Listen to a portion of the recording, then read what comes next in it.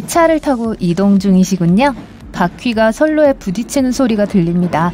그런데 갑자기 기차가 떠오르더니 고도가 올라갑니다. 현재 이건 아주 흔한 일이기 때문에 승객들 중 누구도 공포에 질려 소리를 지르지 않아요. 지금 당장은 아닐지도 모르지만 이 풍경은 곧 우리의 현실이 될지도 몰라요. 아카 테크놀로지에서는 이런 프로젝트를 개발하고 있습니다. 목표는 여행 시간을 줄이고 여행을 더 편안하게 만드는 거예요. 요즘은 여행을 하려면 공항에 도착해서 체크인을 하고 보안 검색대에서 몇 시간을 보내야 합니다. 그 후에야 비행기에 탑승할 수 있습니다. 비행기가 착륙하면 또 그 많은 절차를 밟은 후에야 도시로 나갈 수 있어요. 이 모든 절차가 끝난 후에야 모든 여정은 끝이 납니다. 이 말은 우리가 적어도 3가지 종류의 교통수단을 이용한다는 뜻이죠. 하지만 아카 테크놀로지의 링크 앤 플라이를 이용하면 환승 없이 목적지에 도착할 수 있습니다.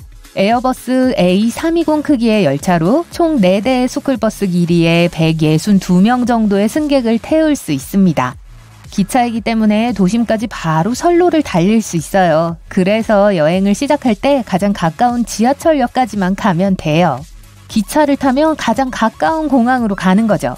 그리고 여기서 재미있는 부분이 시작됩니다. 기차는 날개와 제트 엔진을 부착하기 위해 잠깐 멈출 거예요. 기차의 날개 폭은 축구장만 합니다. 이제 엔진에 시동이 걸리고 기차가 가속을 한 후 이륙합니다. 하늘을 나는 기차가 착륙하면 날개는 다시 분리됩니다. 여러분은 이제 시내로 그리고 목적지로 가고 있어요. 교통체증도 없고 택시를 기다릴 필요도 없어요. 그리고 다시 말씀드리지만 여러분은 어느 지하철역에서나 내릴 수 있어요. 도시를 돌아다니는 변신형 비행기는 먼 미래의 이야기입니다. 현재 이 회사는 공항의 과부하를 줄이기 위해 더 간단한 해결책을 개발하고 있습니다. 탑승구 바로 옆에 비행기를 주차시키는 대신 승객들이 공항 건물 바로 안에서 비행기에 탑승하는 거예요.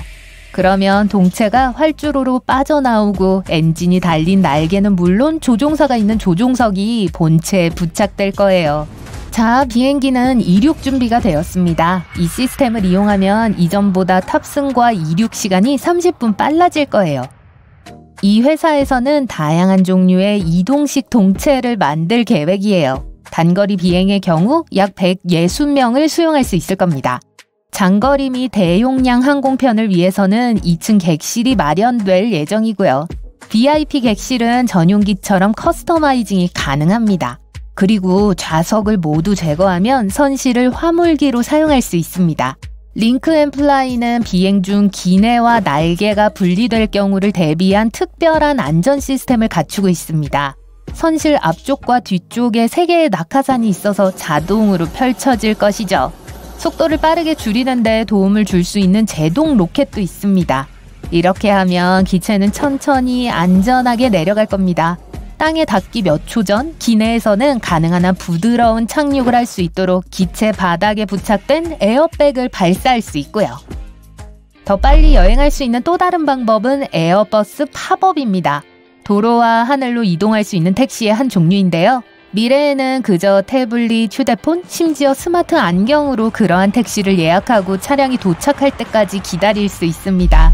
이 자동차의 차체는 현대식 세단 크기의 승객용 포드로 구성되어 있습니다. 2사람이 탈 수 있고 미래적인 디자인과 인터페이스가 마련되어 있죠.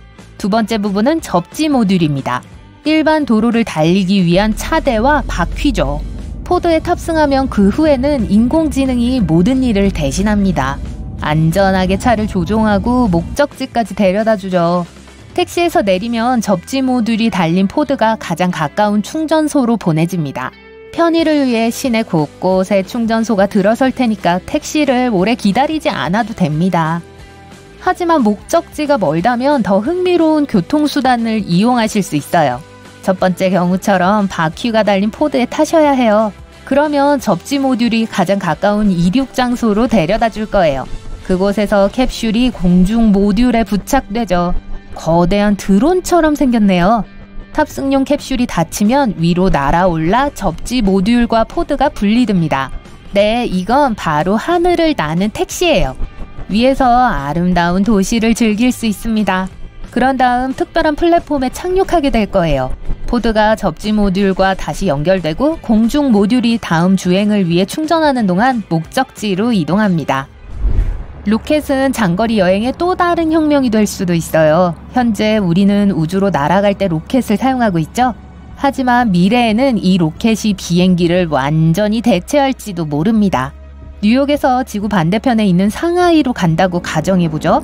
로켓에 발사되는 로어베이 어딘가 물 위에 설치되어 있을 수 있어요. 로켓으로 데려다줄 페리에 탑승하고 발사대에 도착하면 다른 승객들과 함께 자리에 앉습니다. 카운트다운 후 출발! 로켓이 이륙해서 우주에 도달했습니다. 현재 시속 약 27,000km의 속도로 운행하고 있어요. 궤도에 들어서자 발사체는 승객용 로켓에서 도킹을 풀고 착륙장으로 돌아갑니다. 이곳에서 로켓에 주유를 하고 다음 발사 준비를 할 겁니다. 이때 승객을 태운 로켓은 지구 주위를 비행할 때 자체 엔진을 사용할 거예요. 로켓은 대기권으로 재진입하여 상하이 근처의 수상 플랫폼에 착륙합니다. 기존의 비행기를 타면 15시간이 걸리던 비행이 39분밖에 걸리지 않게 되었어요. 하지만 이런 여행에는 단점이 있습니다. 로켓은 훨씬 더 많은 소음을 내므로 착륙장이 도시에서 멀리 떨어져야 한다는 거죠. 그러면 이동 시간이 늘어날 거예요. 또 다른 문제는 중력입니다. 땅에 서면 1G로 느껴지던 중력이 일반 비행기로 이륙할 때는 1.5G 정도로 느끼지만 로켓으로 여행한다면 그때 경험하게 될 중력은 2배나 더 강해질 거예요. 그리고 중력이 5G에 도달하면 기절하게 될 거예요. 땅으로 돌아가 보죠. 2010년 세계 자동차 수는 10억 대를 넘었습니다. 그리고 2030년까지 이 숫자는 2배가 될 것으로 예상됩니다. 그래서 우리는 도로의 끊임없는 교통체증과 물건과 사람을 이동시키는 가장 놀라운 기술은 순간이동이 될 수 있습니다.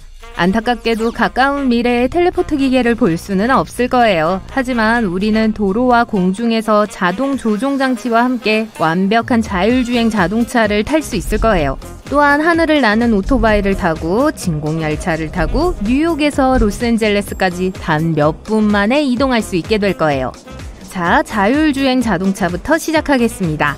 거의 모든 이러한 차량의 작동 원리는 동일해요. 자동차에는 카메라와 센서, 고정밀 지도, 도로 상황을 스캔하는 레이더가 있습니다. 공통 시스템은 이러한 기계를 통합합니다. 서로가 서로의 위치를 알고 있어 사고나 교통체증을 예방할 수 있죠. 물론 오늘날 자동 조종 장치가 장착된 자동차는 그다지 인상적이지 않습니다. 많은 사람들이 운전을 하죠. 하지만 지구상의 모든 차량이 공통 인공지능으로 통합되면 어떤 일이 일어날지 상상해보세요. 사람들은 교통체증을 영원히 잊을 거예요. 컴퓨터가 위험한 상황을 예측하고 예방할 겁니다. 하지만 사람들이 자동차를 운전하지 않는다면 도로에서 무엇을 할 수 있을까요? 개발자들은 승객 엔터테인먼트에 집중할 거예요. 자동차는 여행의 정확한 시간을 알려줄 수 있습니다. 정오에 정확히 도착해야 한다고요? 좋아요. 자동차가 의도적으로 속도를 늦추거나 높일 수 있어요. 진정한 전자비서로 변하겠죠. 음성 제어를 통해 회의를 하고 음식을 주문하고 영화를 선택할 수 있습니다.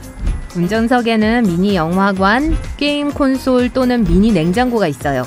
운전자와 소통하고 싶은 분들은 고급 인공지능과 대화할 수 있습니다. 하지만 물론 문제도 있을 거예요. 가장 큰 문제는 운전의 과도한 정확성입니다. 과학자들과 개발자들은 기계를 인간화하기 위해 노력하고 있어요. 여기에 예가 있습니다. 자동차가 번잡한 거리를 따라 운전하다가 길가에 서 있는 사람을 발견했다고 가정해보죠. 자동차의 내부 시스템은 상황을 빠르게 분석하고 그 사람이 도로에 발을 디딜 것이라고 판단합니다. 컴퓨터의 유일한 반응은 차를 세우는 거예요. 차가 속도를 늦추고 있습니다. 다른 차가 그 뒤에 멈췄어요. 첫 번째 차량이 위험한 상황과 교통체증을 일으켰어요. 그리고 그 남자는 길을 건너려고 하지도 않았어요. 그냥 거기 서서 친구를 기다리고 있었을 뿐이죠. 이 문제를 해결하기 위해 일부 회사의 개발자는 자동차에 음성을 장착했습니다. 즉, 그들에게 경적을 울리는 법을 가르쳤죠. 문제가 있는 상황에서 그러한 차량은 화난 운전자처럼 경적을 누를 거예요. 하지만 새가 날아서 지나가도 차가 속도를 늦출 수 있습니다. 여기서 경적 신호는 우리를 구할 수 없어요. 한편으로 인적 요인은 교통사고의 주요 원인 중 하나입니다. 반면에 사람은 상황을 훨씬 더 잘 분석하고 올바른 솔루션을 선택할 수 있죠. 자동 조종 장치를 사용하는 기계가 길가에서 히치하이킹하는 사람을 태우기 위해 멈출 가능성은 거의 없습니다. 그 사람이 문제가 생겨서 급히 그곳을 떠나야 하거나 뱀에 물려 병원에 가야 할 수도 있잖아요. 컴퓨터는 그걸 알 수 없습니다. 하지만 운전대를 잡은 친절한 사람은 차를 세우고 도움을 베풀겠죠. 세상에 교통체증이 없어지더라도 사람들은 도로 위든 공중이든 더 많은 것을 위해 노력할 거예요. 많은 엔지니어들은 자율비행 택시와 버스가 미래의 교통수단이라고 생각합니다. 하지만 중력 동력 비행은 먼 미래에 나타날 거예요. 이러한 기계는 헬리콥터의 원리로 작동합니다. 자동 조종 장치가 장착된 세련된 소형 헬리콥터가 될 거예요. 우버나 다른 회사들이 이러한 기술에 투자하고 있으니 아마 곧 사용할 수 있을 거예요. 어떤 행사에 늦는다고 가정해 볼게요. 앱을 열고 가장 가까운 헬리콥터를 예약해요. 다음으로 많은 항공기가 주차되어 있는 옥상으로 이동합니다. 그러면 파일럿이 목적지에 맞는 주차장으로 안내해요. 그리고 거기에서 필요한 위치에 빠르게 도착합니다. 그리고 한 번에 많은 사람들이 같은 일을 한다고 상상해 보세요. 특정 기차역에 도착해서 날개가 달린 대형 버스에 탑승합니다. 버스는 이륙해서 긴 경로를 따라 여러분과 다른 승객들을 다른 도시로 데려다 주죠. 이 거대한 버스가 여러분을 우주로 데려다 줄 수 있다면 어떨까요? 자동차뿐만 아니라 오토바이에도 프로펠러가 장착될 거예요. 이미 한 명의 승객을 위해 설계된 호버바이크가 있습니다. 헬멧을 쓰고 작은 장치에 앉아요. 2025년에는 이러한 자전거를 5만 달러에 구입할 수 있습니다.